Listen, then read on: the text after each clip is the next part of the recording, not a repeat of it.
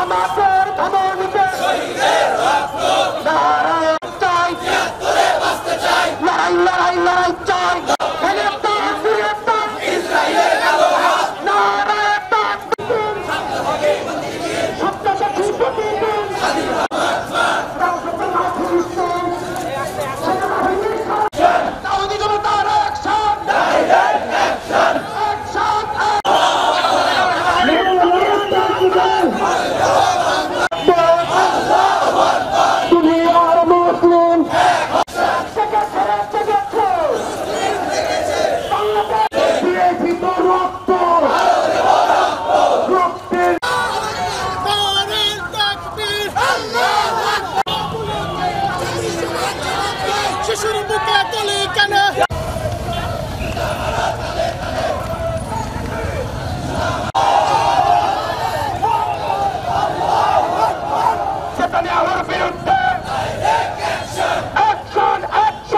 যেভাবে ফিলিস্তিনের মুসলমানদের উপরে বারবার নির্যাতনের স্টিম রুলার চালিয়েছে, ইসরায়েলের বিপক্ষে গোটা বিশ্বের মুসলিমকে এক হতে হবে এবং আমরা গাজওয়াতুল হিন্দের পূর্বাভাস পাচ্ছি। কথা বলেন ঠিক কিনা?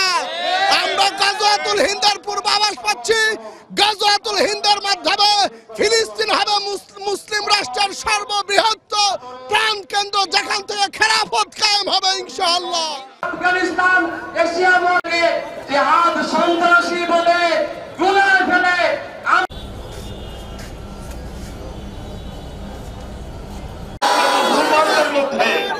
এই ঐক্য আর সুরক্ষিত হবে। বক্তব্য নিয়ে আসছেন আপনাদের সকলের পরিচিত মুখ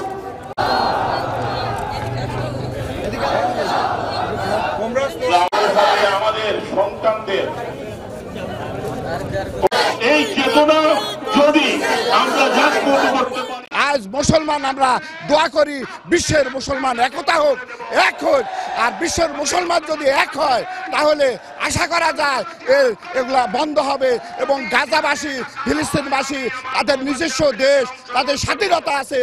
আর মানবাধিকার করে তারা এত কথা বলে, আজ তাদের চোখের সামনে হাজার হাজার প্রাণ চলে যাচ্ছে, কেউ নীরব, কেউ কোনো কথা বলছে না।